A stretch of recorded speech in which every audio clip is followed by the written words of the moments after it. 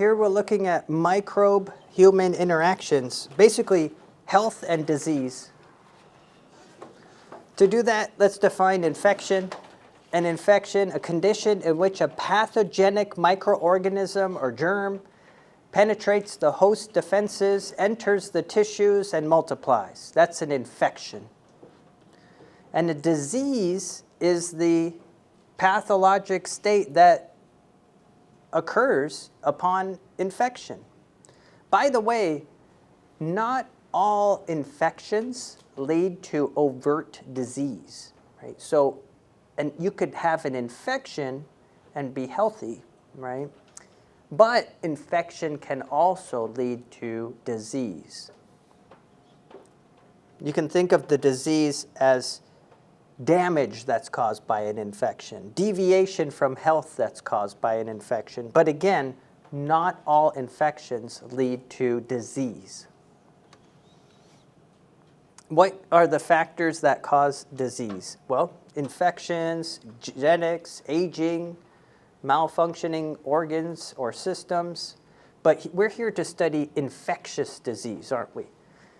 Germs, diseases caused by germs, right? Everything we've talked about in this semester. We've talked about bacteria, we've talked about archaea, we've talked about fungi, protozoa, helminths, viruses, prions. All of those are germs. All of those are considered germs. And that's why with your disease report coming up, you need to pick an actual infectious disease, something that's caused by a germ, right? And remember, you have microbes all over your body that are not causing any problem. They're with you your entire life. These are known as your normal biota. They can include an array of bacteria, fungi, protozoa, viruses, and they're just normal parts of your biota.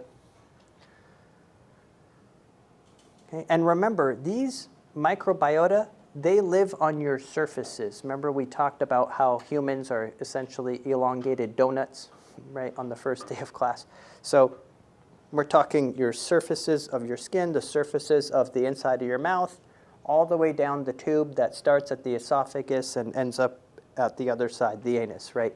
So that whole tube is still considered on your tissues and not inside of your tissues, right?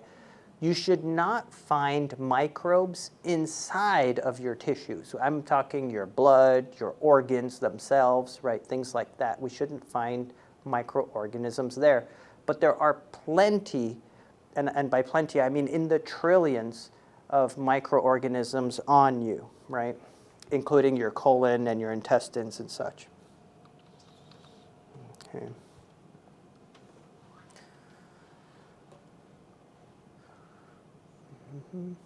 We actually have more microorganisms that we tote around every day than we have our own number of cells that we tote around every day.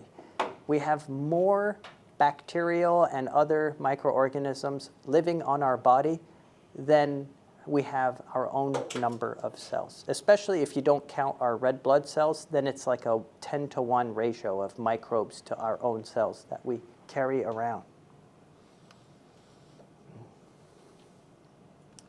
Let me skip ahead. Again, remember I said it's your surfaces that harbor the normal microbiota, right? Skin, mucous membranes, upper respiratory tract. Remember your upper respiratory tract includes, basically it stops around your neck, right? It's your nose, your nasal passages, your mouth, your throat, all that is your upper respiratory tract. Where you shouldn't find microbes is in your lungs, your lower respiratory tract. So when you breathe in, dust and debris and microbes can make it to your lungs, but remember you should have a mucociliary blanket, right? It's a mechanism for expelling microbes out of your lungs, right? So if microbes do make their way to your lungs, they should be expelled from the lungs. They shouldn't just hang out in your lungs. The GI tract including your mouth, right? The tube that starts at the mouth and goes all the way to the other side. That's teeming with microorganisms. The outer portion of the urethra, bladder, urine, external genitalia, vagina, external ear canal, external eye. You see how all this stuff is on your surfaces, not inside of your actual tissues and inside of your blood, right? That's where you should not find microbes. That's when you have an infection, right? When it starts penetrating your skin, penetrating your gut lining, penetrating into your body, that's when you have a real infection. Okay. Now they are finding some microbes in the lower respiratory tract. You can find them in the placenta, amniotic fluid, and fetus. These were all sites that were traditionally thought to have zero microbiota, but we are finding some trace amounts, some small amounts. But it's not a big site of microorganisms, right? And we all know by now the benefits of the normal microbiota, right?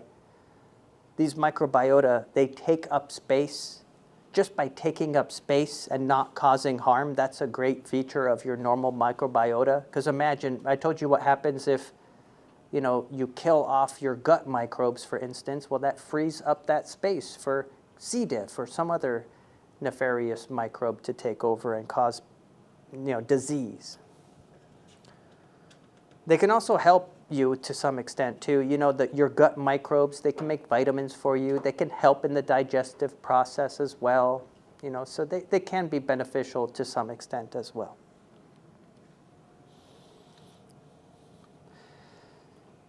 Now, what are the factors that make you more susceptible to infection? Most of us are familiar with this, right? Age. Very young children are more susceptible to infection because their immune system hasn't fully developed. Old as well, very old. At this point, your immune system is more compromised. It's not as robust as when you were younger. Genetic defects or AIDS, pregnancy, surgery, organ transplants, other underlying diseases, chemotherapy, immunosuppressive drugs, stress, fatigue. Stress is a big one. Stress can also lead to all kinds of infection as well. Okay. So if it's your normal biota that causes the disease, this is known as an endogenous infection. Okay. This can happen, but it's usually if bacteria gets introduced into a site that was previously sterile. Okay. So, for instance, if I cut my arm, and that staph that happens to be on my skin makes its way into that cut, well, that cut was sterile, but I cut my skin, and that normal biota went where it shouldn't go, and it gave me an infection, right?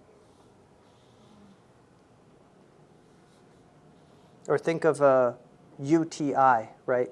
A UTI, urinary tract infection. Some microorganisms made their way up the urethra where they shouldn't go, right? And that could cause an infection there. So think of normal microbiota, but just making their way where they shouldn't be, like through a cut or up their urethra or some other place where they shouldn't normally be. This can lead to an endogenous infection.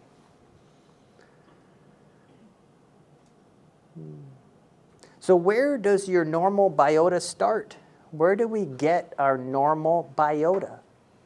Well, when you're first conceived, right, you're a fetus, and it was first believed that, the fetus in the amniotic sac, is completely sterile. But now we know you're not completely sterile in the amniotic sac. There are some viruses that can traverse the amniotic barrier, right? You've heard of Zika virus?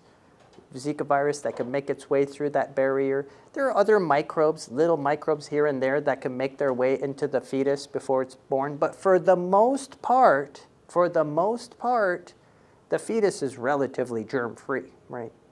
The fetus is relatively germ-free. It's upon birth, right? There's exposure that occurs during birth when the baby becomes colonized with the mother's vaginal biota. During birth, you're inoculated. Think about, you're inoculated by your mom's skin as you're born, right? And that's your first inoculation of true microbiota. Right? And then you can also gain sugars through breast milk for healthy gut bacterium. Breast milk may be necessary for maintaining a healthy gut microbiome for the baby as well. So it's really upon birth that you really pick up your microbiota. That's where you get inoculated by your first surroundings, right?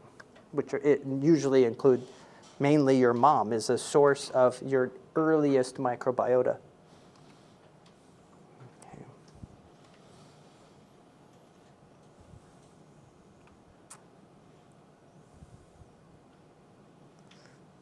Let me skip ahead here. All right, some more terminology for us real quick. A pathogen. What is a pathogen? A pathogen is a germ or microbe whose relationship with the host is parasitic. Remember, it's a type of symbiosis where one member is harmed and the other benefits. This results from an infection, okay? A pathogen, by the way, it becomes nutritionally dependent on the host. Right? A pathogen typically becomes nutritionally dependent on the host. A true pathogen is the scariest pathogen. A true pathogen is a pathogen that's capable of causing disease in healthy persons with normal immune systems. So think of like Ebola, right? You could be perfectly healthy and be exposed to Ebola, and you're coming down with Ebola. It doesn't matter how healthy you are, right? So Ebola is considered a true pathogen. Whereas other pathogens, they may be more, you might be way more susceptible to them if you're a young child or elderly, or if you have AIDS or such. What's an opportunistic pathogen? An opportunistic pathogen is one, as its name suggests, that can cause disease if your defenses are compromised. Several of the bacteria that we work with in the lab are considered opportunistic pathogens. If you get some on your skin and you go and immediately wash your skin with soap and water, you're going to be just fine, right? But if you have a cut, and they get into the cut, or if you don't wash your hands and you take it home somehow and it gets into your food, right? These types of things are opportunistic pathogens. If you're careless, if you're not using proper techniques to sanitize, then these can cause harm.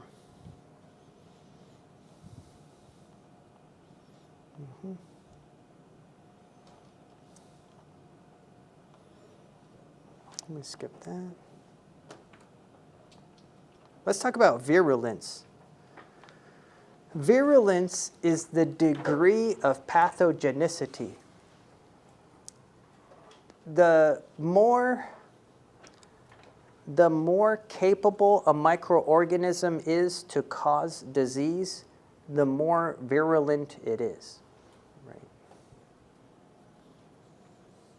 So Ebola, I was just talking about Ebola. Ebola would be highly virulent. It has a high degree of pathogenicity. Ability to cause disease is what that means.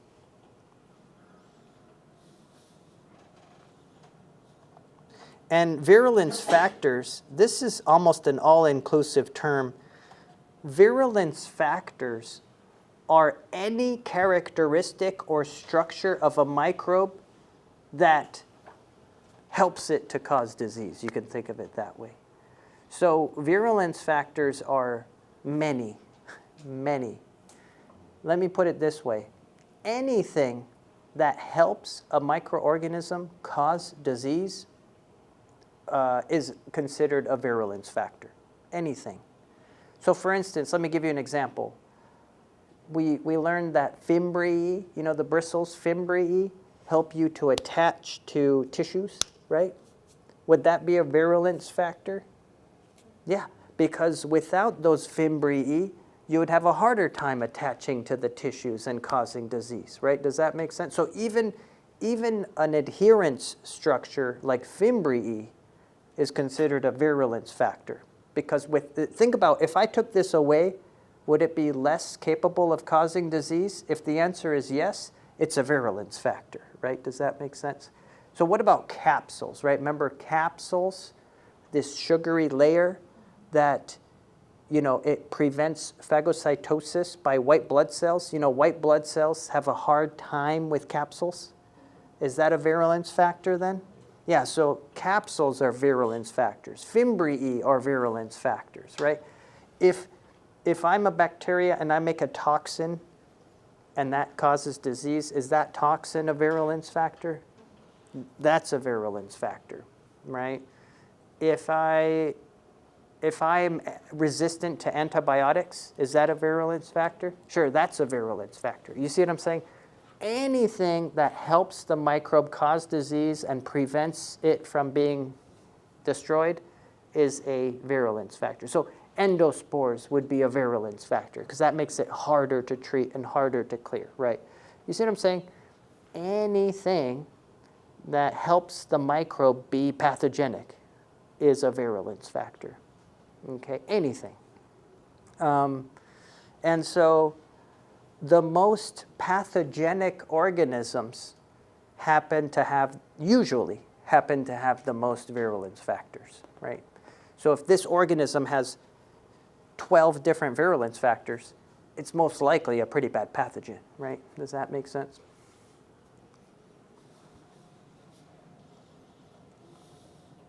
Okay.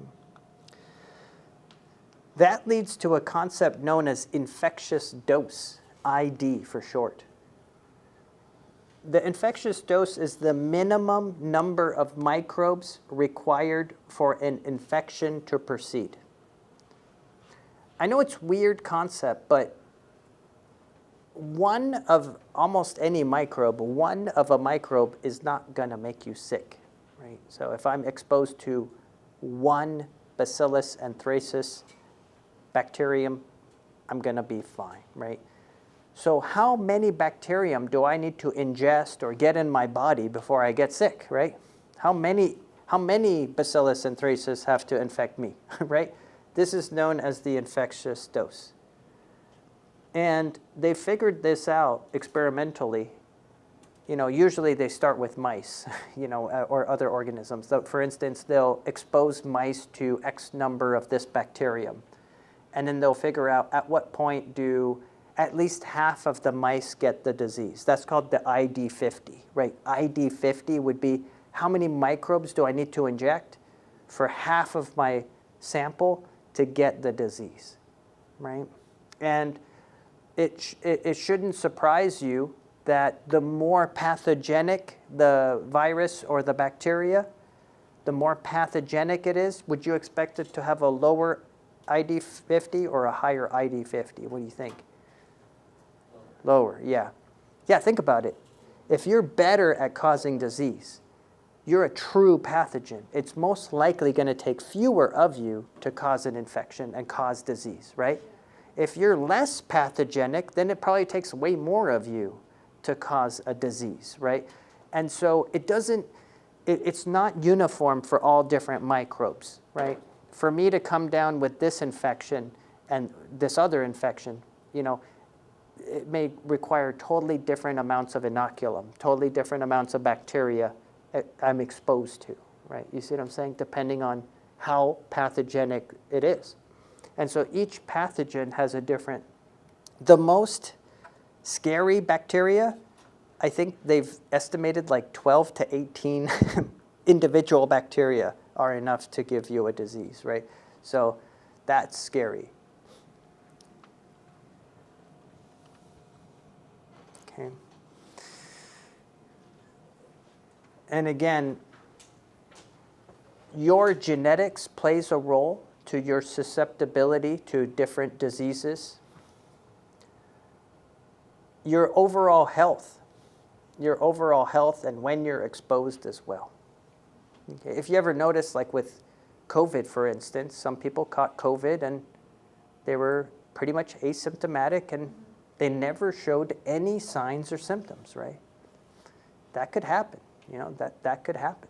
But then other people were exposed to COVID and unfortunately they got really bad pneumonia and passed, right? What's the difference? Well, it's genetics, health, number of different factors. So diseases don't affect everybody the same way, right? Some people come down with a virus and then it wreaks havoc on them, right? Some other people come down with the same virus and they're fine, right? Again, it all depends on your genetics, your overall health. Okay.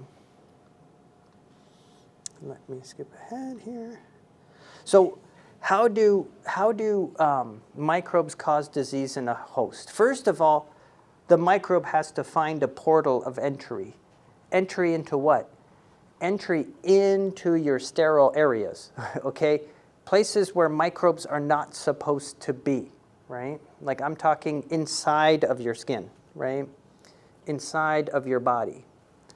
So we need a break in the skin. We need a break in the GI tract. We need to go through the lungs out the other side, right? We need to get in. We need to find a portal of entry because guess what? If I'm just hanging out on the surface of the skin, I'm not going to be causing disease, right? I'm going to be causing an infection.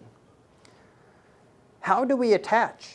Remember, there are different ways that these microbes can attach to your surfaces. Fimbriae, capsules can help with attachment. Even slime layers can help with attachment.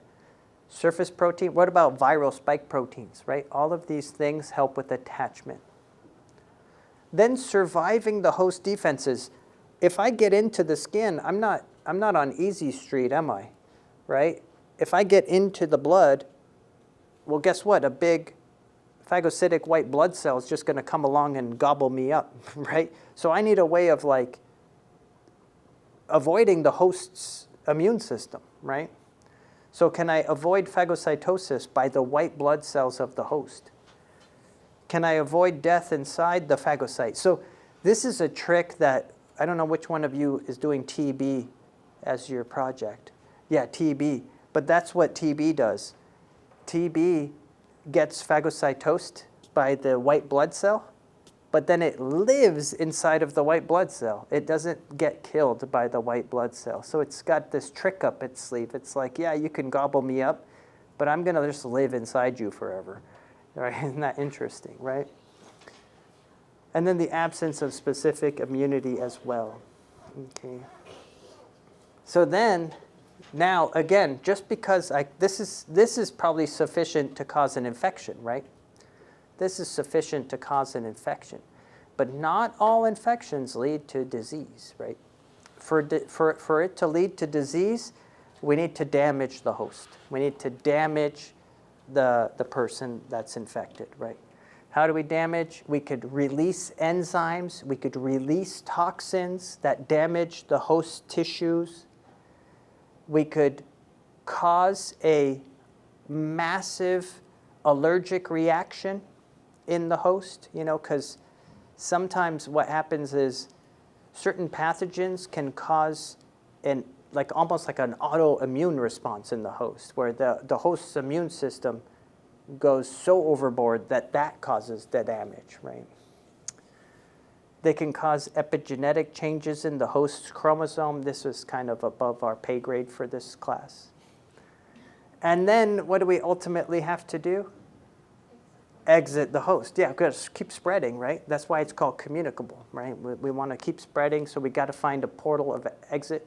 A lot of viruses and bacteria, they exit by respiratory means, right? So if I'm coughing, sneezing, if I'm, if I'm spitting into a water source, right? This is all ways of exiting my body through salivary glands, respiratory tract. But what about also fecal matter, blood, urogenital tracts, skin cells, right? All of these are ways of exiting the host. So again, these are steps that are required for causing pathogenesis, for causing disease. And by the way, all of these are virulence factors, right? Anything that helps you is a virulence factor, right? Anything that helps you cause a disease and prevents you from being treated is a virulence factor. Okay. I'm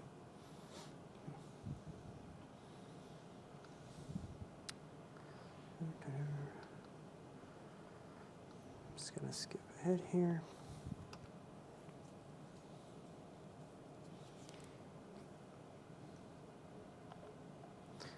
So remember that the placenta is a good barrier against microorganisms, but it's not perfect. Okay? Some germs can cross the placenta and be spread to the fetal tissues. Okay? But many diseases can be spread, many germs can be spread to the fetus during birth. That's the most common time to pick up the microbes during the birthing process. But remember, some germs can cross the placenta. I know we had a big scare a few years back with Zika during the Olympics. So that's an example of a virus that can cross that barrier. Okay. But otherwise, your barriers are pretty good, right? Your respiratory tract, like I said, when you breathe in germs, your lungs have this way of have cilia to beat that debris out of the lung. When you ingest germs, like eat germs, they go down to your stomach where they're killed by the very acidic pH of the stomach. Your skin is great at keeping germs out of your system. Your eyes are constantly flushing. Your ears are full of earwax, right? All of these things are helping keep microbes out. But when they penetrate those sources, when they bypass those barriers, this is when you lead to infection and disease.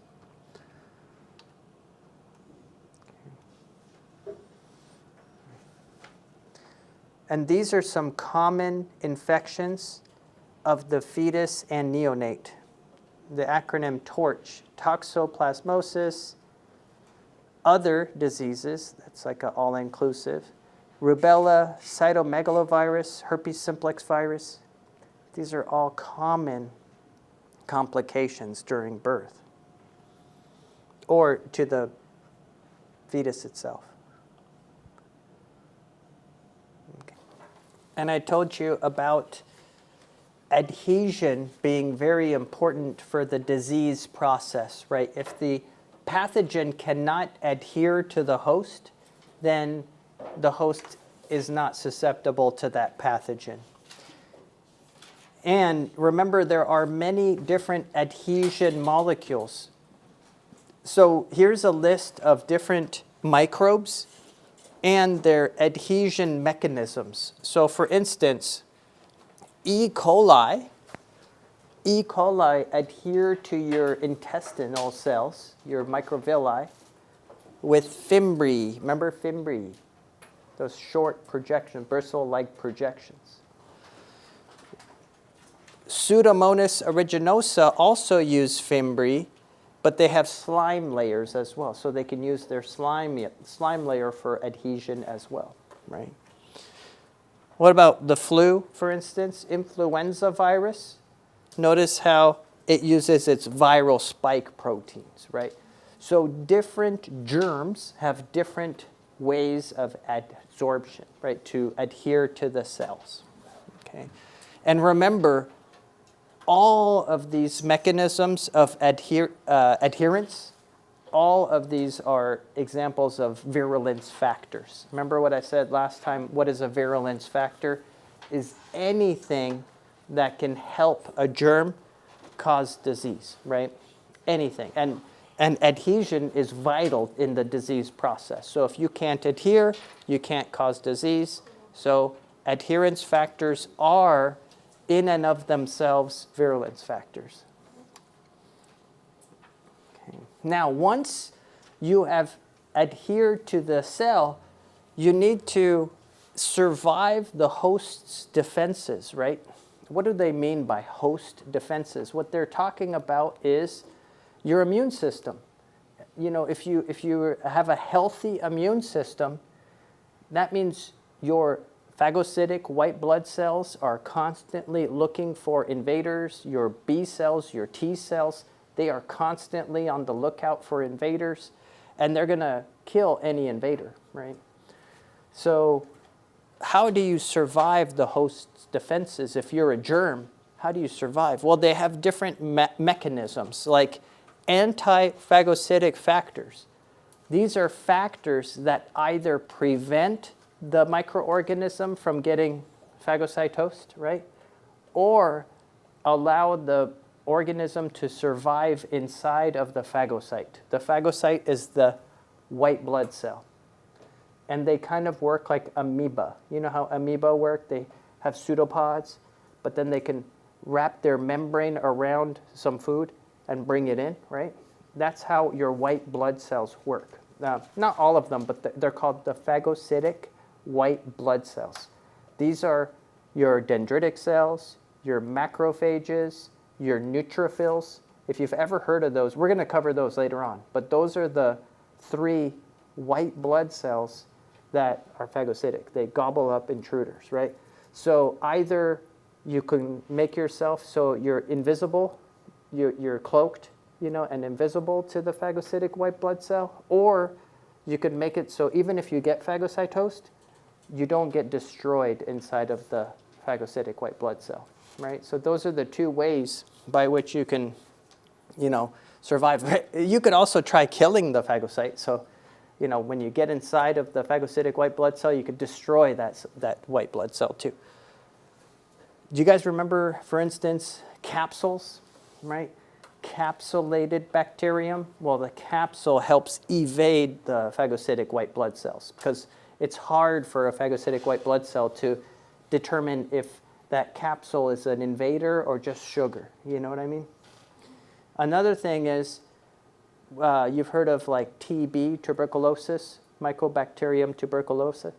This is an organism that gets inside of the macrophage and then lives inside of the macrophage. It's adapted to just flourish inside of the macrophage, right? So that's another example of evading the host defenses.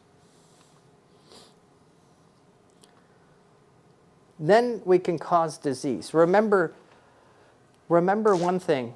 Infection does not necessarily lead to disease. You can have infection and not lead to disease, because disease means a deterioration in the host's health. You can be infected with something and not show a disease. Like I could be a carrier for salmonella. I could be a carrier for COVID and not ever show the disease, right? That's called a asymptomatic carrier, right? But if the organism has enough virulence factors like toxins or other types of toxic substances, it can lead to disease. If it damages my tissues enough, it can lead to disease. If it lyses my cells, like a virus that lyses cells, that could lead to disease. Again, if you damage the host, this can lead to disease. How can you do that? Well, you can secrete different enzymes or toxins. If you secrete enzymes or toxins, this can cause tissue damage, leading to disease. You can cause an overreaction of the body's defense. This means that, you know, when you have an intruder, you know how your body responds to that intruder? There's like a inflammation that happens and a response. Well, some diseases can trigger an overreaction by your body, right? So it's like an response, an overly aggravated response.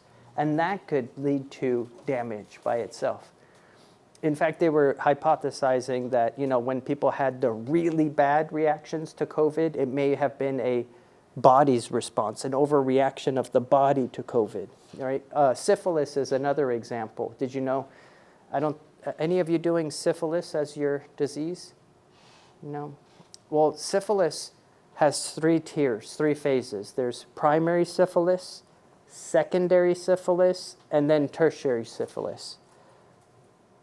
The primary and secondary syphilis is treatable, but then when it progresses to tertiary syphilis, it's not treatable anymore. You know why? Because by that point, the damage caused by tertiary syphilis is not because of the bacteria anymore. Now it's because of your own immune system overreacting, causing all the damage. Isn't that interesting? So, your own body could be triggered into causing tons of damage because it's overreacting, right? So those are the main ways. We're not going to talk about epigenetic ways or gene transcription, things like that. Okay. So again, what are these enzymes I speak of? These enzymes that cause damage to your tissues. Well, Mucinase, Keratinase, Hyaluronidase, these are all enzymes that break down your tissues or mucus, right? Hyaluronic acid is important in your tissues to hold your cells together. This is mucus. Mucus is important because it keeps germs off of your epithelial cells.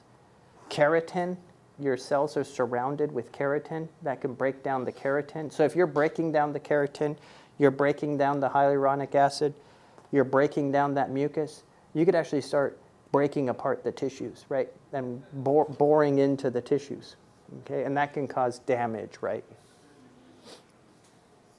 Okay. I think you can see it kind of here. Let me see if I can get this to, oops. I'm going to try to get this to zoom, but it's not working with me. Here you can see there are enzymes secreted. And notice what these enzymes do, like hyaluronidase or keratinase. These types of enzymes, they chew up the connections between cells. And now the cells have leaky spots. And the bacteria can grow through the leaky spots to the other side. And they can basically penetrate from one tissue to the next by breaking up the connections of the tissues. One of the reasons why your skin is such a good protection against germs is because you know how those tight junctions and those tight connections between cells, right? Well, these enzymes break up those connections, and then the bacteria can just kind of grow through those pores, right? And that's how the bacteria can get in, even without a cut. Because what's the normal way for bacteria to get in? Well, I get a cut, right? And now I got a cut that invites the bacteria into my system, right? But even without a cut, some bacteria can release enzymes that chew up, the connections between my cells, and then they can grow into those connections, right? And these are called exoenzymes because exoenzymes are enzymes that you secrete into the environment, right? Remember, we also talked about another type in lab. We talked about hemolysins as well. Remember hemolysins? Some bacteria release hemolysins that can cause red blood cells to get destroyed, right? There's alpha hemolysis, beta hemolysis. So another type of exoenzyme that causes tissue damage are the hemolysins, like Streptococcus pyogenes make, in your throat. Now, toxins are another type of exoprotein, these proteins that are secreted. Toxins are chemicals that are, hazardous to your cells. They're toxic to your cells. They cause cell damage. That's what they do. They cause cell damage. They can be produced by all different kinds of microbes. Fungi can make toxins. Bacteria can make toxins. Viruses can't make toxins, by the way. Viruses cannot make toxins. So exotoxins and endotoxins are the two types of toxins that we need to learn about. There are two types of toxins, endotoxin and exotoxin. Okay, those are the two. We've already talked about endotoxin. We've already learned about endotoxin. What does lipid A? Yeah, remember lipid A? I told you that it's so important to understand gram-negative bacteria because the outer membrane of gram-negatives has LPS. Remember, lipopolysaccharide. And the lipid portion of LPS is called lipid A. And that lipid A is really toxic. And it's known as endotoxin. So that's when you go in the clinic, when they do an endotoxin screening, when they're looking for endotoxin, that's what they're referring to. There is no other endotoxin. Lipid A is endotoxin. Lipid A is what they're referring to, right? And it's made out of lipid. It's not a protein, it's a lipid, okay? But exotoxin, that's a protein. That's a protein. That's a protein. And there's many different proteins. Different organisms produce different exotoxins. There are so many different exotoxins. So, Clostridium botulinum. Remember we talked about Clostridium botulinum, which causes botulism. That has a toxin, the Botox toxin or the botulinum toxin. That's the same toxin they inject into people's foreheads and stuff to prevent wrinkles, right? So that's a toxin. What about Clostridium tetani? Clostridium tetani, tetanus. That's another toxin. What about anthrax toxin? That's another toxin, right? C. diff, Clostridium difficile, makes a toxin that irritates the colon, causes colitis. Shigella makes a toxin, the Shiga toxin, that causes dysentery, bloody diarrhea, right? So many different bacterium and fungi can make toxins. And different toxins, they work in different ways. And they are what? They're made out of what? Proteins, which means they come from genes, right? Whenever you see something's a protein, that means it comes from a gene, right? Because a gene codes for a protein. Does that make sense? So the Shiga toxin is from Shigella's gene. It's a Shiga toxin gene, right? Isn't that interesting? So for instance, I told you about that harmful strain of E. coli, right? Did I tell you about that? I told you there was an E. coli strain called O157H7. And that's the scary E. coli, when they say, at Jack in the Box, watch out for this E. coli, I'm just making up an example. But that E. coli is not your friendly everyday E. coli, okay? That E. coli picked up through horizontal gene transfer, right? Through horizontal gene transfer, that E. coli picked up the Shiga toxin gene from Shigella. Does that make sense? So it picked up that toxin from Shigella, from a different species. And now this E. coli, it has the gene for the Shiga toxin. So it makes the Shiga toxin, and that causes dysentery. That causes bloody diarrhea, loss of water, hypovolumic shock, and even death, right? So you see how that works. So those genes can be shared through horizontal gene transfer, which is kind of scary. Okay, so again, exotoxins, they are proteins, right? Whereas endotoxin is lipid A. So can gram-positive bacteria have endotoxin? Yes. Only gram-negative. Only gram-negatives would have endotoxin because the endotoxin is part of the outer membrane of the gram-negative bacterium only. Yeah. But gram-positives and gram-negatives could have exotoxins depending on. But that doesn't mean all bacteria have toxins, right? Not all bacteria produce an exotoxin, but some do. And those are the ones that typically cause disease. Shigella causes disease. Clostridium tetani causes tetanus. The ones that make an exotoxin typically cause disease, right? Now, what do we need to know? The difference between exotoxins and endotoxins, okay? Again, we know that exotoxins are proteins. Endotoxin is a lipid, lipid A. Exotoxins, one thing I want you to know about exotoxins is they are heat liable. They can be destroyed by heat. Exotoxins can be destroyed by heat, usually. Why do you think that is? Because it's a protein. Proteins can do what when you heat them? Denature. And when proteins denature, they lose their shape. When they lose their shape, they don't work, right? And do proteins just renature once they're denatured? No, that's right. They stay denatured. So exotoxins can be denatured with heat, right? But what about endotoxin? What do you think about that? Can I just heat it up and destroy that endotoxin? No, it's a fat. It's a lipid. Can you destroy lipids by just heating them up? No. So you can't just cook, you can't just heat up endotoxin and then it's safe to eat that food or something. If there's a lot of endotoxin in that food, it doesn't matter, for example, how much you cook that food. It's still going to be toxic to you.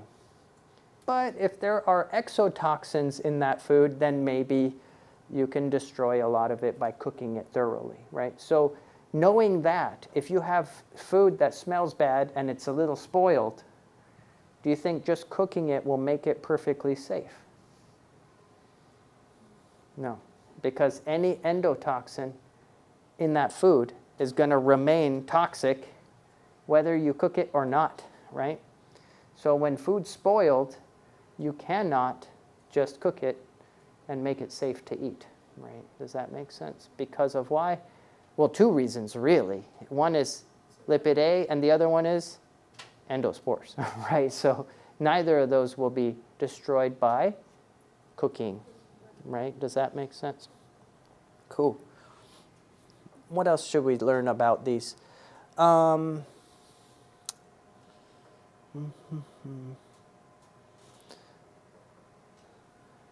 So exotoxins, because they are proteins, your immune system is really good at identifying them as foreign, right? Your immune system has antibodies, right?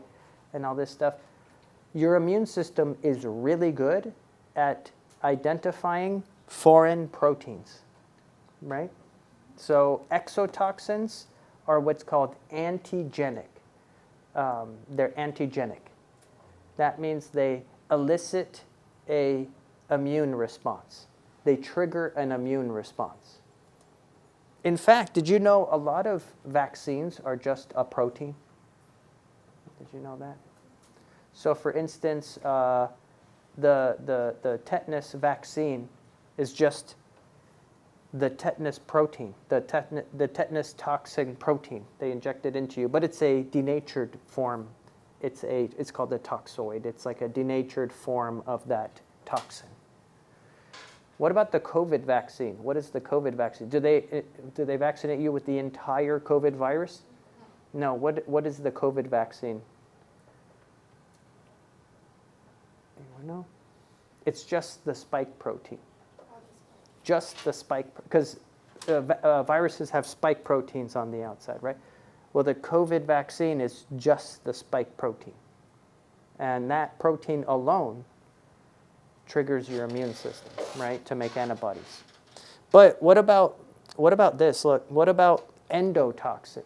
Is endotoxin a protein? No, it's a lipid. And because it's a lipid, your immune system has a tough time figuring out it's foreign and fighting it, right? It's like it's a lipid. It's a weird-looking lipid. Should I make antibodies against that? I don't know. So it's not antigenic. It does not elicit an immune response, right? Does that make sense? So your immune system it doesn't get as alerted, right?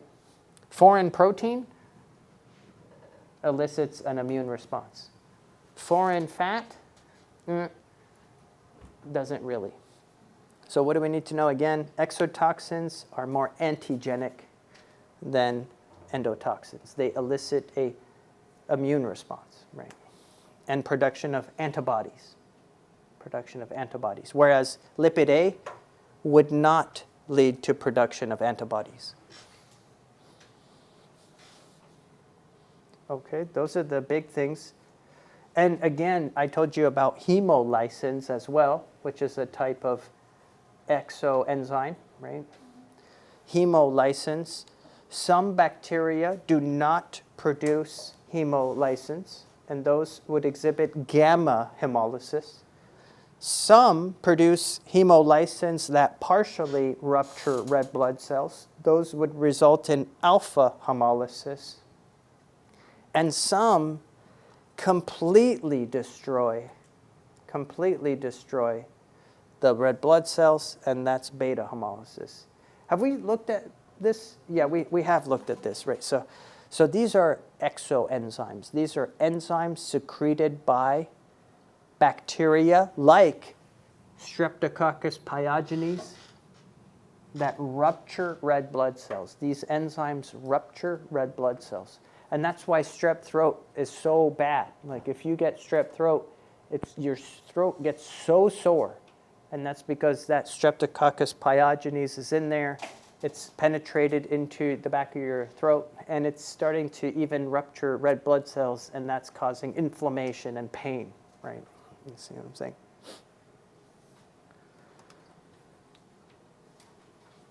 And again, some damage and some disease can be caused by excessive host response. This means that your immune system going too over the top in response. And it says here from your textbook, scientists speculate that the symptoms of long-haul COVID-19, which is persisting for months, is caused by overstimulated immune response. And that makes sense because these people are treated of the virus is gone, but they still have some symptoms, and it may be due to that overstimulated response, that overstimulated host response.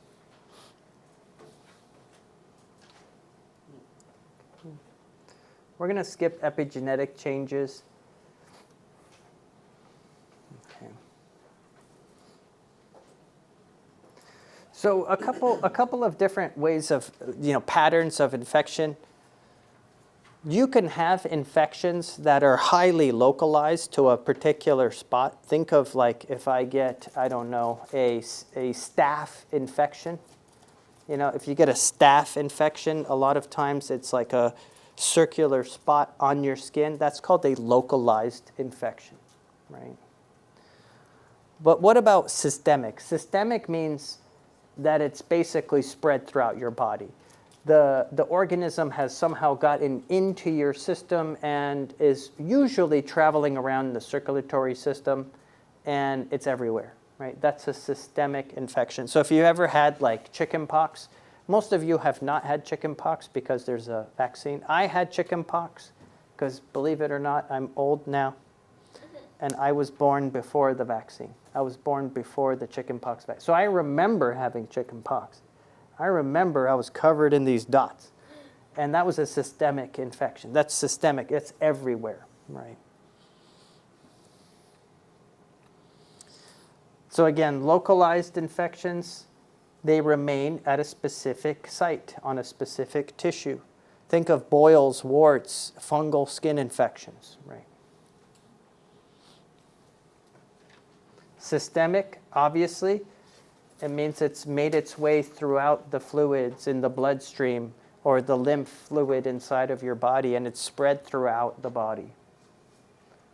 There are fungal infections that could become systemic. There are bacterial infections that can become systemic, viral infections that can become systemic.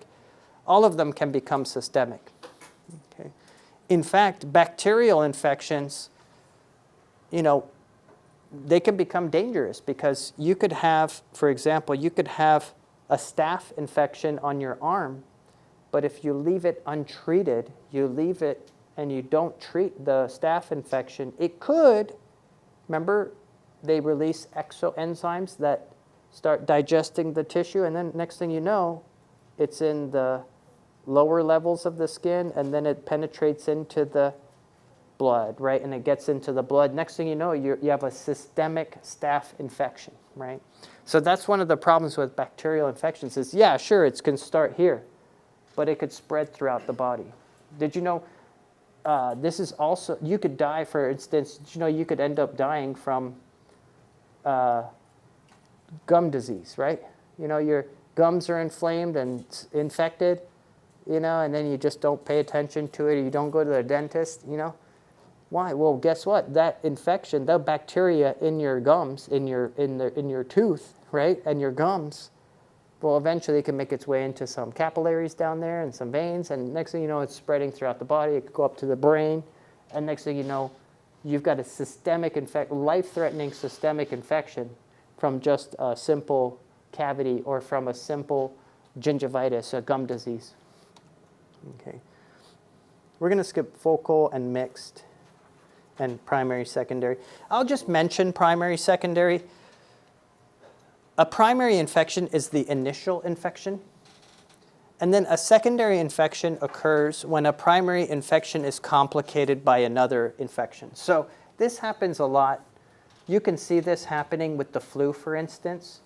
You know, for instance, sometimes people catch the flu virus, and that's their primary infection. But because they're like not feeling well, and then the flu can cause, fluid buildup in the lungs and pneumonia, and then next thing you know, you have a bacteria in the lungs as well, and the bacteria is helping cause pneumonia. So you could, for instance, come down with the flu virus, but later on pick up, I don't know, some kind of bacteria in your lung, and now you have a secondary infection, right? So that could happen, and that's pretty common. Or you could catch COVID, right? You could catch COVID, and then next thing you know, you pick up another bacteria, and then that complicates everything, right? So that would be a secondary infection. So when a doctor, if a doctor were to prescribe antibiotics for COVID, right, it doesn't make sense, right? Because COVID's a virus, right? COVID's a virus. But the only time it would make sense to prescribe antibiotics to a patient with COVID is if you suspect what? You suspect there's a secondary infection, maybe in the lung of bacteria, and that's making it worse. You know what I mean? So yes, there are cases where it's good, or where a doctor may prescribe antibiotics for a flu or a COVID or some kind of viral infection, but only if they suspect a secondary bacterial infection, right? Or a fungal infection or something like that as a complication. But if you just have signs of the flu and that's it, well, then it would not make sense to prescribe antibiotics, right? So the flu would always be the primary? The flu would be the primary, and then, and because what happens is that stresses your body, you get less sleep, you're more stressed, your body's in a compromised state, and that makes you more prone to getting another disease, yeah. And, diseases can be acute, which means they come on strong, they come on quickly, but they usually leave just as quickly, right? Or chronic, where they could progress and persist over a long period of time, sometimes your whole lifetime, right? Now, this is one I enjoy talking about because not many people think about this. But when it comes to a disease, there are what are known as signs of a disease and symptoms of a disease. And a lot of times people use these terms interchangeably, but they're not interchangeable terms, okay?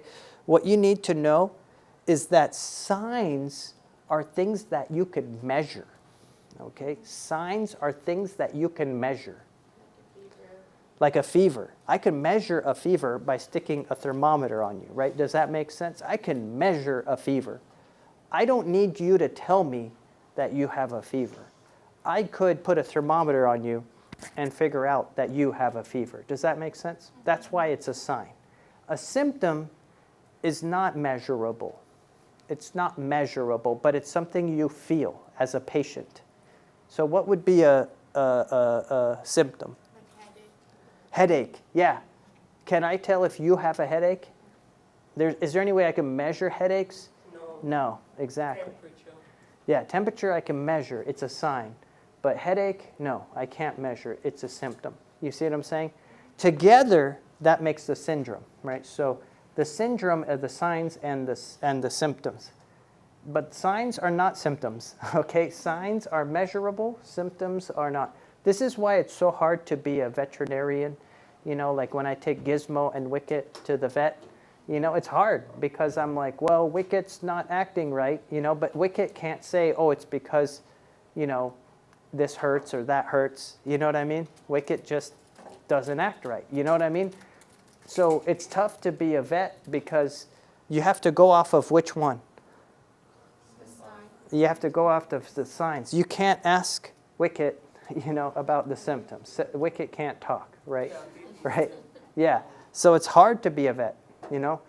If you're a doctor, then you've got both, right? As long as the patient is alert and awake and not in a coma or something, right?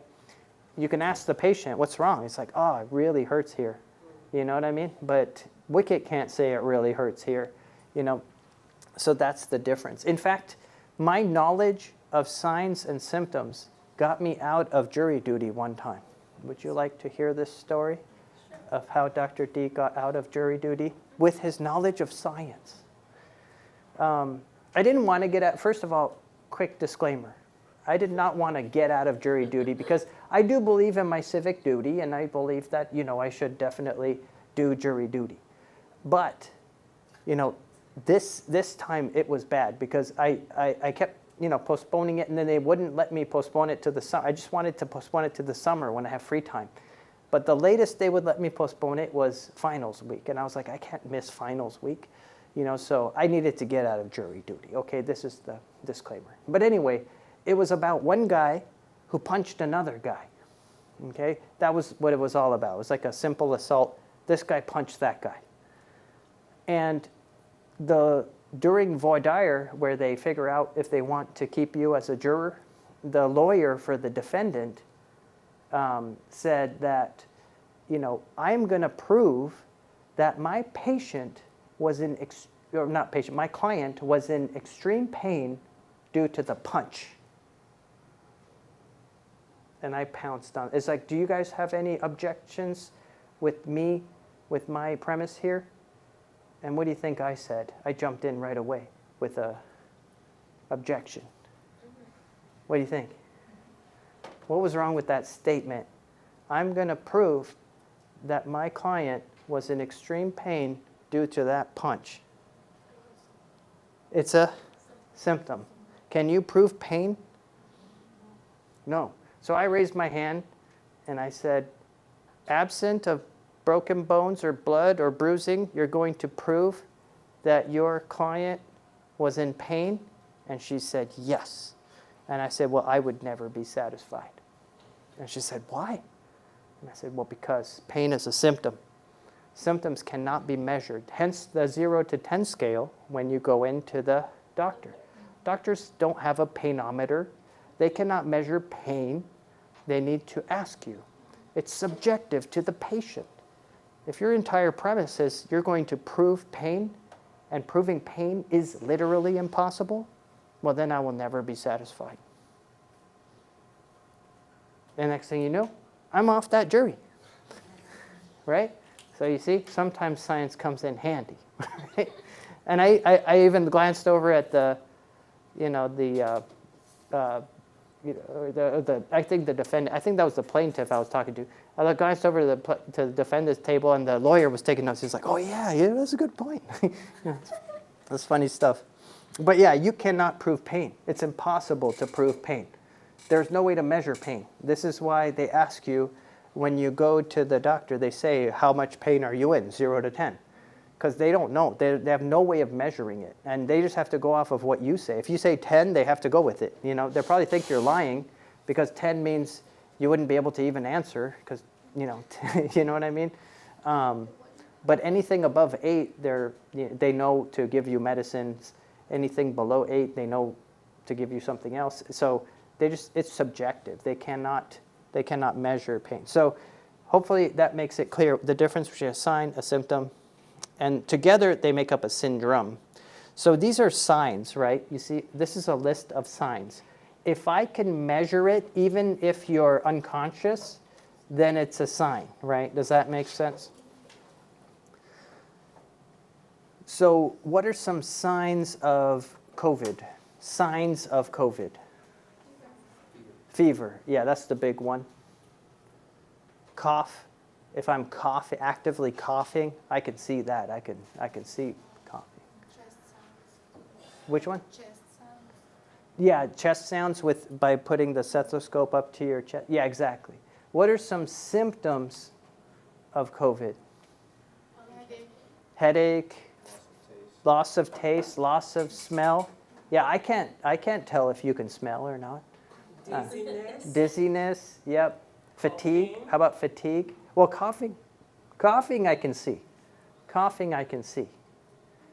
But chills, I can't tell if you're experiencing chills or if you have fatigue, or if you have a headache or you're tired, all these things. I can't tell all that. Okay.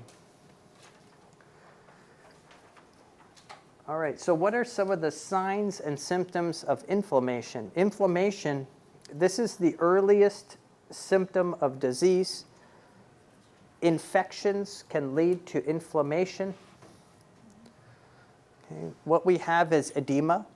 Edema is accumulation of fluid in the affected tissue. In fact, when things are inflamed, when you have inflammation, it feels swollen, right? It feels like a lump, right? And that's because of a lot of edema going on. There's more fluid coming to that part that's infected, right? And that can lead to, swelling, because the edema, this fluid is getting to that site of the infection. Also, that can lead to pain, right? Because if you have more fluid in this one spot, that could also lead to pain as well, right? You can have swollen lymph nodes. Oftentimes, near the site of infection, for instance, if I have an ear infection, the lymph nodes near the ear will be inflamed. They'll be bigger. And that's because lymph nodes are a place where white blood cells congregate. Okay. Again, signs of infection in the blood, leukocytosis. Leukocytes are white blood cells. That's what a leukocyte is, a white blood cell. And you have an increase in the number of white blood cells in the area. Okay. The opposite of that would be leukopenia, which is a decrease in white blood cells. So we have increase in white blood cells to the area when we have infection. What's sepsis or sepsisemia? This is where microbes are growing in the blood, right? So you have germs in the blood. This is sepsis. Germs in the blood. So if someone's gone septic, that means that it's a systemic infection. Organisms are in the blood. If it's bacteria in particular, then it's bacteremia. You have bacteria in the blood. If it's viruses, it's viremia. Viruses in the blood. See, emia means in the blood. What's up, leukemia?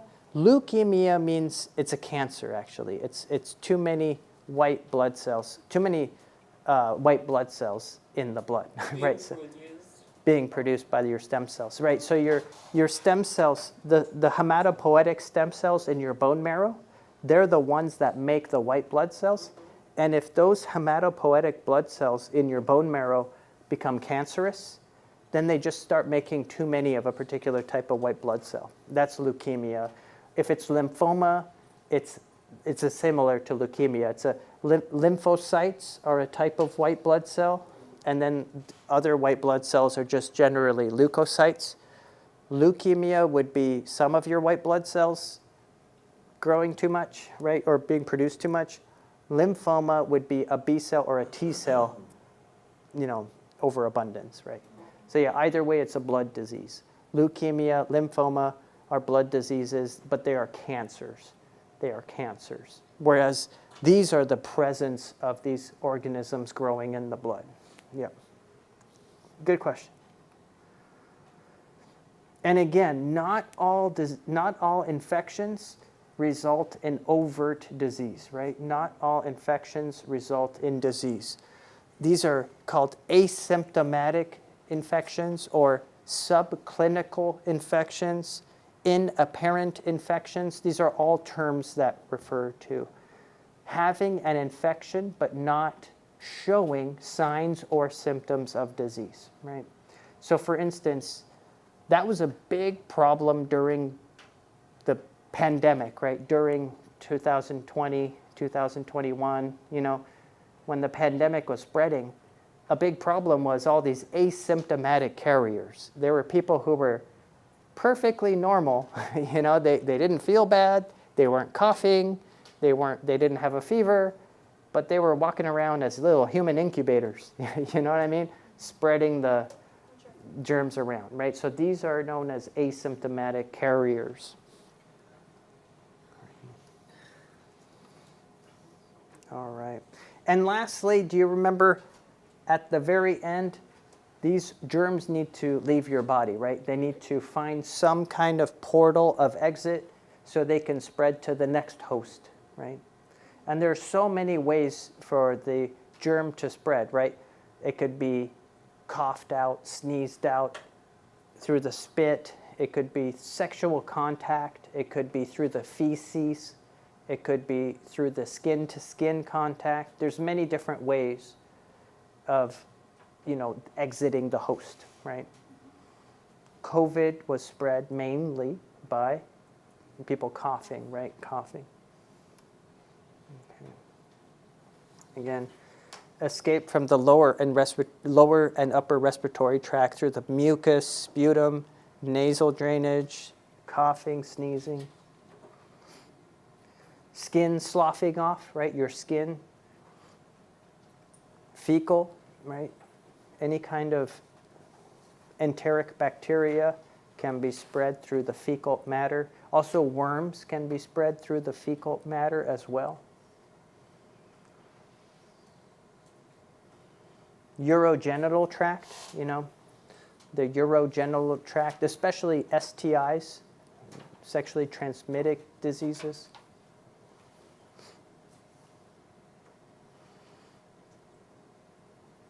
Blood. How about through the blood?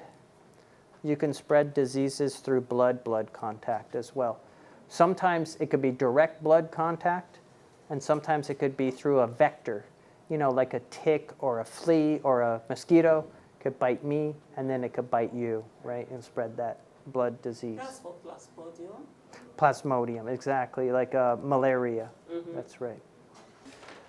So where we left off, we're about to talk about the course of an infectious disease. So what happens when you come down with a disease? What are those phases called? So when you come down with a disease, the first thing that happens is that you feel just fine as the germ replicates inside of you. This is known as the incubation period. Think of yourself as an incubator. The organisms are growing within you, but there are no signs or symptoms yet. This is called the incubation period. Following this, we enter the prodromal period. This is where you start noting signs or symptoms. This is, for example, the morning you wake up and your throat's scratchy and something doesn't feel right. That's the prodromal period. Next is the acute phase. This is where you have the most pronounced signs and symptoms, and those pronounced and clear signs and symptoms of the disease appear. And then hopefully you reach the final stage here, convalescence, where you fight off the disease, you fight off the infection, and your symptoms are declining, right? This is known as convalescence. So we can, if you plot it out with time versus intensity of symptoms here, you can see at first you have no symptoms, and during the incubation period there are no symptoms. Then, remember, you wake up that one day with that scratchy throat. This is the prodromal period where you start to feel symptoms. And keep in mind, one thing I want you to know about the prodromal period is that even though the signs and symptoms begin to appear, they're not very clear. Okay? It's very difficult to be diagnosed properly during the prodromal period of a disease.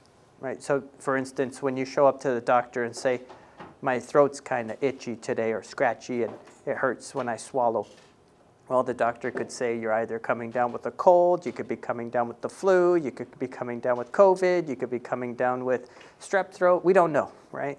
So it's very hard to be diagnosed during the prodromal period. But it's the acute phase where, the signs and symptoms are really presenting themselves and you have full-on symptoms.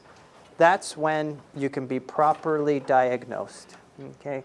And then you reach the height of infection. This is when you feel the worst. And then hopefully your body fights off the infection so that levels off. And then we can enter the convalescence period so that you get better. Hopefully it doesn't do this number where it continues on to a continuation period for a chronic disease. But hopefully we are cured, right? Our body fights off the infection and we go back to 0 symptoms. Again, these are known as the stages in the course of an infectious disease. Now for some very important terminology about how we pick up these germs. And you might want to keep this in mind for your disease reports as well. So when we're talking about germs, we need to understand the difference between a reservoir of germs and a source of germs. What is a reservoir? The reservoir is defined as the primary habitat in which in the natural world from which a pathogen originates. Think of this as the normal place where you would find that pathogen, right? Where the pathogen lives, okay? So, for instance, you would find certain amoeba in the soil, and that's just where they live. That's their normal habitat. Those amoeba live in the soil, right? Compare that to a source. A source is not it's not necessarily where the germ lives. It's where you happen to pick up the germ. Okay? It's distinct from the reservoir. It's where you acquired the infection. So for instance, if I touch a door handle and I pick up COVID virus from that door handle, do you think that's the reservoir for COVID virus SARS-CoV-2? No, it's the source. It's where I picked up the SARS-CoV-2, but that doesn't mean they live on doorknobs. They don't live on doorknobs. They can be transferred to a doorknob and then transferred to you. You see the difference? Sometimes the source is the reservoir. So for instance, if I get an amoeba infection and it's because I went running around in that muddy soil, then the source was the reservoir. Does that make sense? But the source isn't always the reservoir. I could pick up, like I said, a flu by touching a tabletop, but that does not mean the tabletop is where the flu flourishes, right? Does that make sense? You see the difference between a reservoir and a source? Could you do another example? It does make sense, but yeah. Since it's so close, what's another example? Yeah, another example would be, let's say, okay, if I eat a potato salad, right, and I come down with salmonella, is that the source or the reservoir? Source. Because salmonella doesn't naturally thrive in potato salad. It's not like it's just every potato salad is teeming with salmonella. Salmonella is an enteric bacteria. Does that make sense? Enteric means gut, right? Salmonella Salmonella's reservoir, where it normally lives, is in your gut, right? In the guts of animals like chicken, in the guts of humans, you can find salmonella. That's a reservoir, right? But if I get salmonella poisoning from eating chicken salad or potato salad, well, then that's because somebody didn't wash their hands and prepared my salad, and then I ate that, and I got sick. So that's a source. If it made you sick, but that's not normally where they come from, that's the source. Right.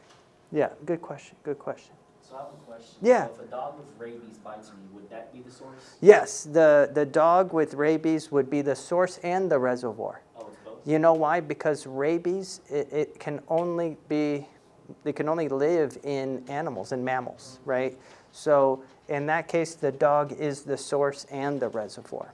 If someone sneezes in your face, they were the source and the reservoir of the cold too, Yeah, exactly right. Because the cold virus is its normal reservoir of people, right? Does that make sense? But if you sneeze into your hand and touch a doorknob, and then someone else touches that doorknob, that's a source, right? And what's a carrier? A carrier is simply someone who is carrying the germ, right? Think of someone who's carrying the germ around. They're incubating that germ. So there are many different kinds of carriers, and some of them seem identical, even though they're... So for instance, there's asymptomatic carriers. These are infected people that show no signs or symptoms. You can see this with gonorrhea. You can see this with herpes. You can see this with HPV. You can even see it with COVID, right? Remember that was a big problem with COVID when it first emerged. There were people walking around just fine, but they were asymptomatic carriers. They were still spreading the germs, but not showing any of the signs or the symptoms, and that's kind of dangerous. Then I'm not going to talk about all these different types of carriers, but I will talk about convalescent carriers. Convalescent carriers, these are the people who are just recovering from a disease, but they're still carrying significant numbers of that germ, right? So think of someone who just got over the flu, and they're feeling better, they're walking around, but they're still kind of shedding that virus. They could still make you sick, right? That's known as a convalescent carrier. How about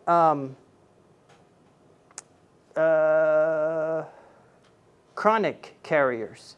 People who shelter the infectious agent for a long period after recovery. Okay? And so they just keep carrying it around with them, even though they have recovered. A lot of these types of carriers get redundant in some of their definitions to some extent. Do we have to memorize this? I would want to know about asymptomatic carriers and maybe convalescent carriers. That's about it.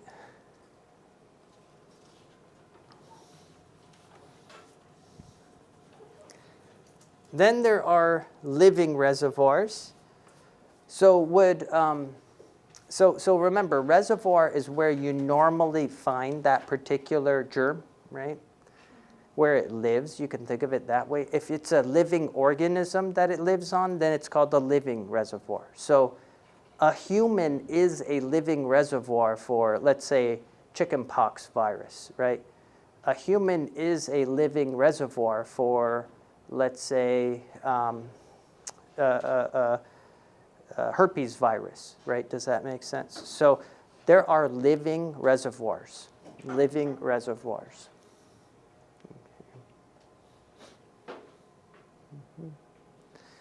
And by the way, a lot of diseases are spread by insects. Remember we learned about those biting insects in the lab.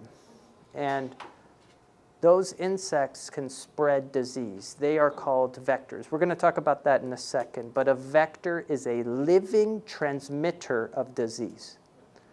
Okay, so this is why they say mosquitoes are vectors. Ticks are vectors.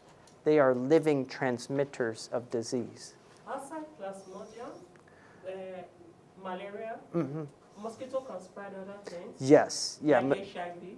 not HIV. Like what else? It could spread chikungunya. It could spread West Nile. It could spread, it could spread a number of different diseases are spread by mosquitoes. It can't spread HIV though, which is really interesting. It's only malaria that it spreads. No, there's a number of things that can be spread, but luckily not HIV. And the reason for that is because HIV is a enveloped virus. It doesn't have a way of getting into it doesn't have a way of infecting the mosquito. Oh, okay. So because it can't infect the mosquito sucks your blood. Let's say someone's HIV positive, right? The mosquito will suck the blood of the HIV positive patient and it will ingest some HIV, right? But because that HIV can't infect the mosquito, it goes to the mosquito's digestive system, like its rudimentary stomach, and it's digested. So the mosquito's digestive system destroys the HIV virus. It digests it. Whereas things like malaria, it bites the patient, it bites the person, and then it picks up the malaria. The malaria actually, did you know, it bores its way from the digestive system of the mosquito, it makes its way to the salivary glands of the mosquito. So it makes its way to the spit glands of the mosquito. So the next person it bites, that plasmodium comes out of its spit glands, its salivary glands, and it gets in there where it's biting, and then it infects the next guy. Sometimes too, mosquitoes, like if they poop, if the organism is strong enough to withstand its digestive system, then the mosquito will poop while it's biting, and if you itch, you'll introduce that poop into the bite. So that's another way that you could pick it up. But luckily for everyone, HIV is destroyed in the digestive system. Because that would have been terrible. Yeah. So yeah, it's really interesting things to think about, right? So again, if you're dealing with actively ill humans, you can directly or indirectly transmit a disease to another human. So for example, a direct mode of transmission would be a sick person, sneezes in your face, right? That's pretty direct, right? But there's also indirect transmission. Like I said, I cough on my hand, I touch a doorknob, I use a restroom, but I don't wash my hands and I touch food. You see, that's indirect, right? That's indirect transmission. Okay. So again, humans can be carriers. Humans can be carriers and sometimes asymptomatic carriers. So just because a person looks fine and feels fine doesn't mean that they cannot spread diseases.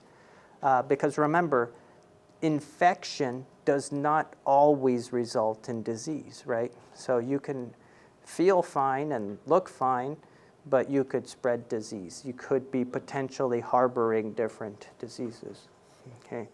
And remember, these biting insects are called arthropods. Arthropods. We learned about the arthropods in the lab. We talked about insects versus arachnids. And if it can bite you, it most likely spreads disease. There's one weird exception that doesn't spread disease, even though it bites you. It's not known for spreading too much disease, and that's weirdly enough the bed bug. But there's most biting insects are known to spread a host of different diseases. And these biting insects, living transmitters of disease, are called vectors. Okay, living transmitters of disease are called vectors. So when a mosquito bites you and gives you a disease, it's served as a vector. So if I touch a doorknob and I pick up a disease, is that doorknob a vector? It's a source. No, that's just a source. It's an inanimate object. a vector has to be a living transmitter of disease. And usually when they're talking about vectors, they're talking about arthropods, these biting insects, okay, which we learned about. Louse, we talked about mosquito, we talked about ticks, things like that. Mites. Okay. But vectors could also include animals, bats, chickens, mosquitoes. Here it's showing you the difference between biological vectors and mechanical vectors. The difference here is a biological vector, it's infected itself, right? The germ is inside. It's in its salivary glands or inside its blood or inside its tissues or in its GI tract. A mechanical vector is not infected per se, but it's picked up the germ, right? So imagine a fly. A fly lands on poop, it picks up some salmonella and then it lands on your potato salad. So, it was a mechanical vector. It didn't actually come down with salmonella itself. It just simply touched some and then it inoculated your potato salad. And like I said, vectors could be animals, right? Like a chicken could be a vector. But if it's an animal, that is the reservoir, okay? If an animal is the reservoir, that's called a zoonosis, okay? And zoonoses are diseases that are originated from animals, okay? I'll give you an example. Yeah, a pig. Yeah, pig is a big source of, different types of zoonoses. But West Nile, do you guys know about West Nile virus? So what's the reservoir for West Nile virus? Mosquitoes? The mosquito is the vector. The mosquito is the vector. Would it be like bodies of water? That's a good guess. It's actually an animal type. It's birds. Isn't that interesting? Birds are the reservoir for West Nile. And then what happens is mosquitoes bite the birds. They pick up the West Nile.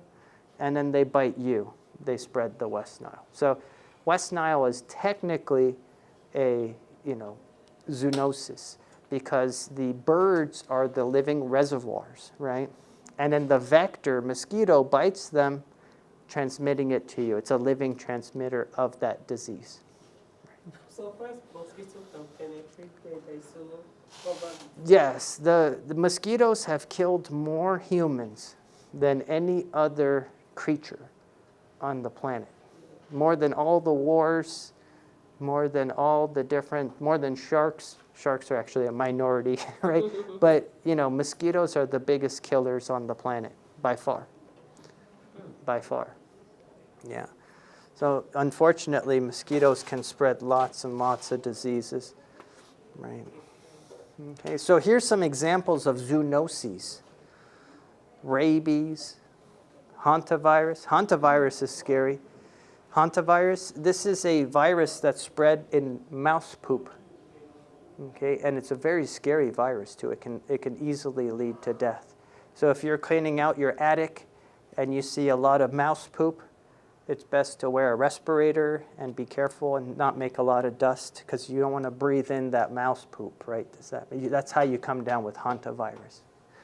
West Nile virus, I already told you about that. Anthrax, plague, ringworm, toxoplasmosis, tapeworm. Okay.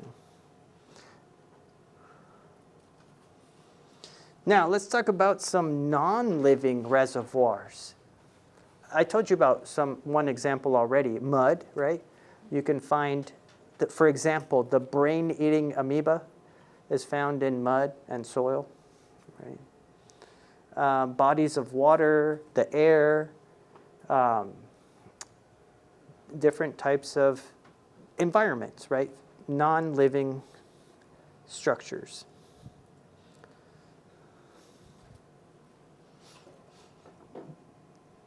Okay. What else? Here's some more terminology we need to know, just terms.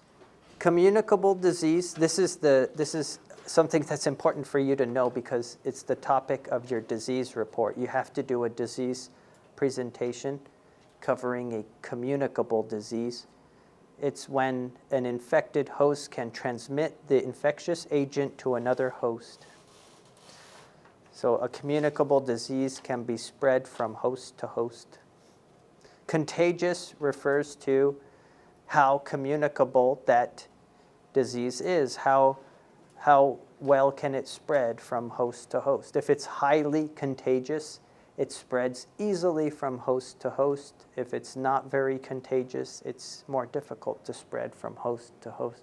A non-communicable disease is one that does not transmit from host to host, right? So genetic disorders are not communicable unless you pass them on to your offspring per se. Otherwise, they are not communicable, right?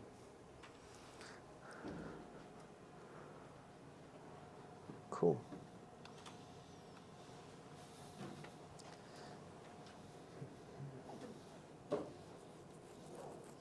Now, remember I told you that you can spread disease directly, right, by coughing in someone's face, right?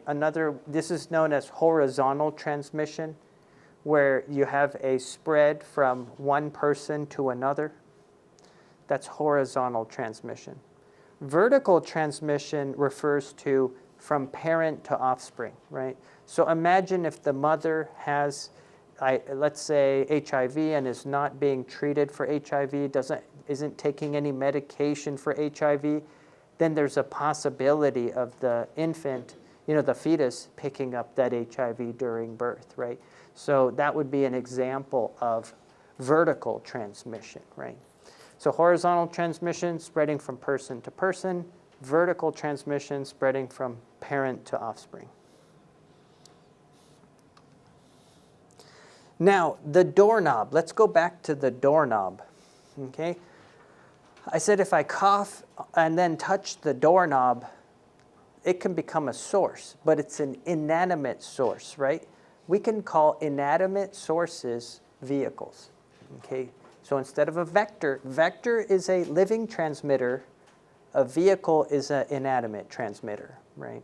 So a vehicle is any inanimate material commonly used by humans. So bedding, like bedding or things that you commonly come into contact with, utensils, right, things like that.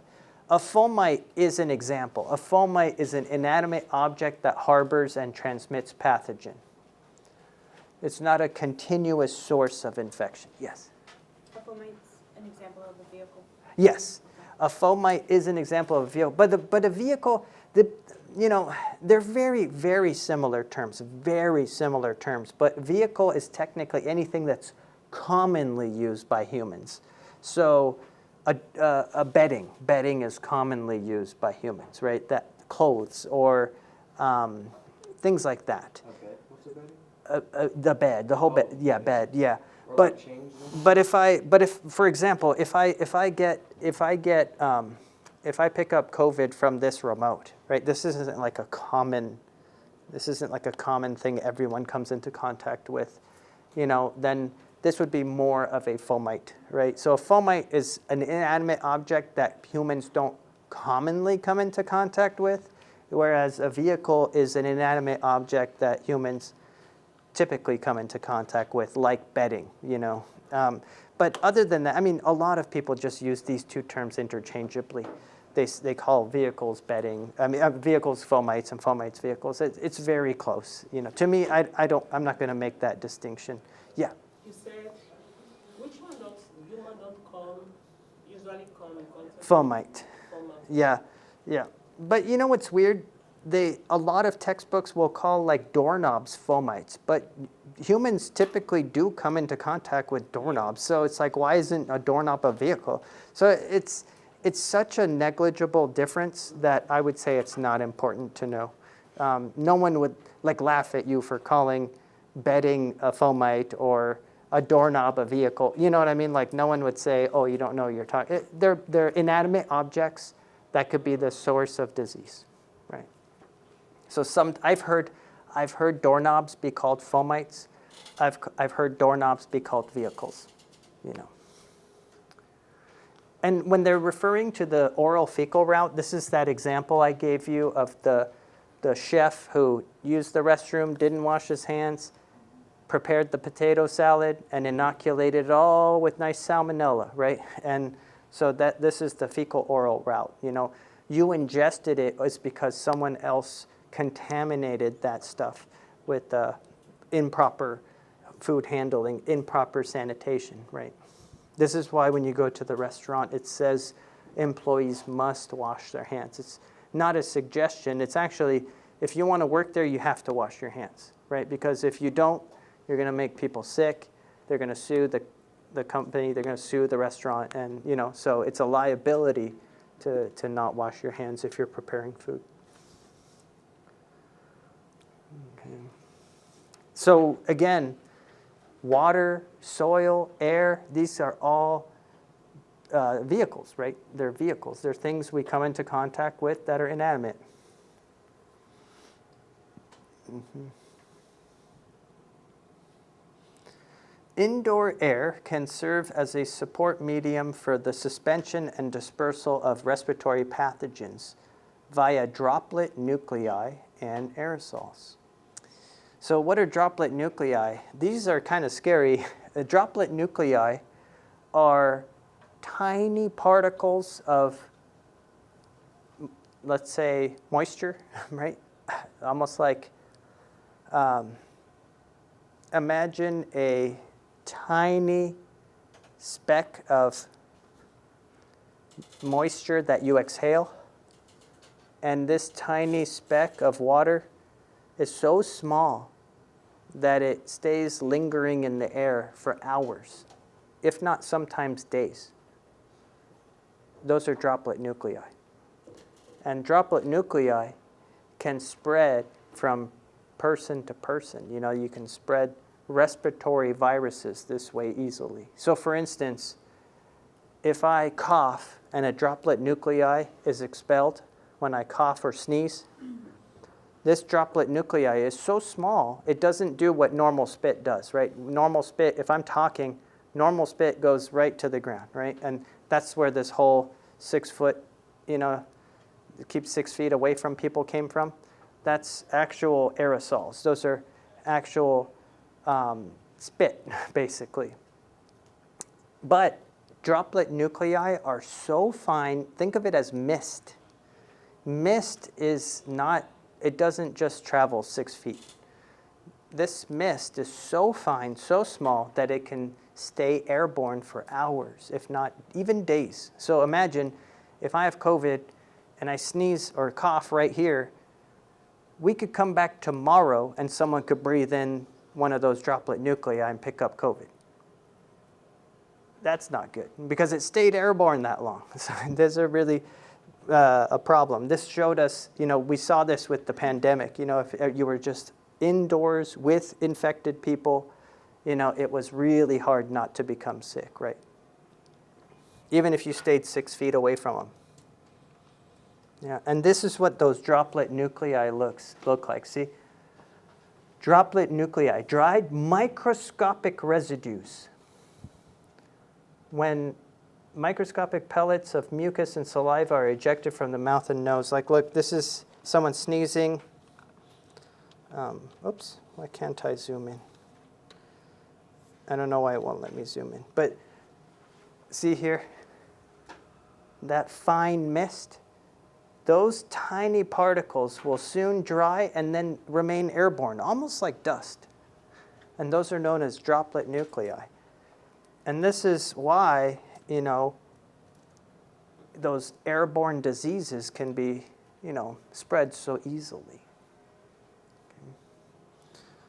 And also why you needed such good masks. You know, they wanted to use the N95 masks because N95 masks are the only ones, well, not the only ones, but the ones that can block even droplet nuclei, right? Does that make sense? Yes? So what would be the difference between aerosols and droplets? aerosols are suspensions of fine dust or moisture. These don't stay airborne nearly as long. So just think of this as, aerosols are anything. Like it could be dust, it could be something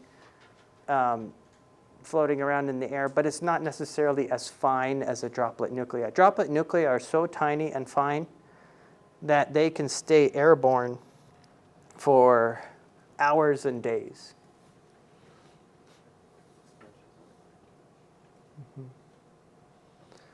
Yeah, and so yeah, this is why to prevent you catching COVID, you had to wear the N95 mask, right? But then why were people wearing the cloth mask, do you think? So they didn't spread. So they didn't spread it as much, right? So if you're wearing a cloth mask or one of those simple surgical masks, it's not actually going to protect you from catching COVID, right? Because that's not going to filter out these particulates, right? Does that make sense? But if you cough really bad, right, and you're wearing a surgical mask, are you going to release fewer droplet nuclei? Yes. And if you release fewer droplet nuclei, then you're keeping people around you safer, right? Does that make sense? So that's why everyone was encouraged to wear a mask, whether young or old. It wasn't necessarily to keep you from catching it. It was to keep susceptible people from catching it. Does that make sense? Yeah.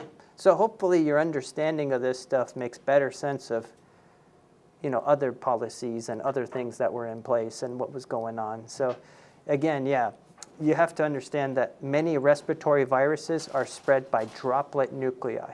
And unless you're wearing a very fine filter mask, you're not fully protected yourself. Do you guys remember we talked about Robert Koch? Okay, and he was the one who really developed how to link a particular pathogen to a particular disease using his 4 postulates. That's how he determined the causative agent of the disease anthrax. He linked it to the bacteria, Bacillus and Thracis. And that's pretty cool because ever since he determined that, we've been able to link all the different diseases to their causative agent, to their causative germ. Here's how his 4 postulates work. I don't think we went into detail about this in the past, like how exactly his 4 postulates work. So let's talk about this real quick. Remember, again, there are 4 postulates. The first postulate here is find evidence of a particular microbe in every case of a disease. So let's pretend you have mice, and they all have these scars on them. They're called eschars, actually. They're black lesions, right? And that's what anthrax is. Cutaneous anthrax forms these black lesions called eschars. So imagine if we swabbed every mouse with these lesions. We swabbed every mouse with those lesions, and then we made like streak plates. We should find that bacteria that's causing those lesions in every sample from every mouse that has those signs, right? Does that make sense? So every mouse who has those black lesions, we should be able to culture that Bacillus and Thracis bacteria from. Fair enough? And it should be absent from healthy mice. So if mice have a particular disease, these mice have black lesions, right? If you take a sample and spread it on a plate, you should always find this particular unknown bacteria, right? But what if I swab a healthy mouse? Should I find that disease-causing bacteria? No. So that's what Koch's first postulate states. The pathogen should be able to be cultured from all of the mice who show that particular disease, but it should not be able to be cultured or found on mice who are healthy. Fair enough? Yeah, if you have the black scars, I should see this colony every time I make a streak plate. If you don't show those black scars, I'm not going to see that particular colony when I make a streak plate. Okay, now second postulate. Second postulate. Next, we need to do a streak plate to isolate, right? We need to isolate that microbe from an infected subject and cultivate it. So grow it in a broth, grow more of that isolated colony. Okay? Next, we need to inoculate a new mouse, a healthy mouse. So what do? We isolated the colony, we grew it, and then the third postulate, injected into a healthy mouse. And that mouse needs to succumb to the exact same disease. Remember the black scars? So this mouse should come down with the same black scars. The same disease. Not a different disease, the same disease, right? And then we should be able to take a sample from this diseased mouse, or dead mouse in this case. We should be able to take a sample, and if we do a streak plate, which bacteria should we find? That same bacteria.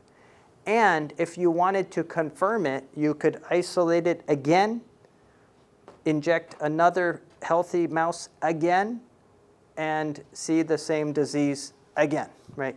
If you wanted to. You could do this 20 times if you wanted to. Right, just to reconfirm, reconfirm, reconfirm, reconfirm. And then at that point, you're like, this culture, this bacteria causes this disease. Right? You see, that's how Koch did it. That's how he did it. And then once he linked this bacteria to that disease, then he went on to the next disease. He said, okay, now let's look at mice who have this disease. Let's do the same thing. Take a swab. Maybe it's a throat disease. All these mice have strep throat. All these mice have a throat disease. Okay, swab their throats. Make a streak plate, isolate, inoculate another mouse that gets the throat disease. Okay, this is the one that causes this throat disease. Move on to the next disease, right? And so you could just knock these out. You could start linking specific bacteria to specific diseases this way, right? That's how it worked.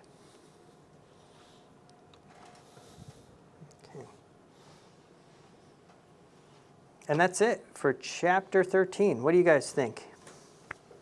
Interesting?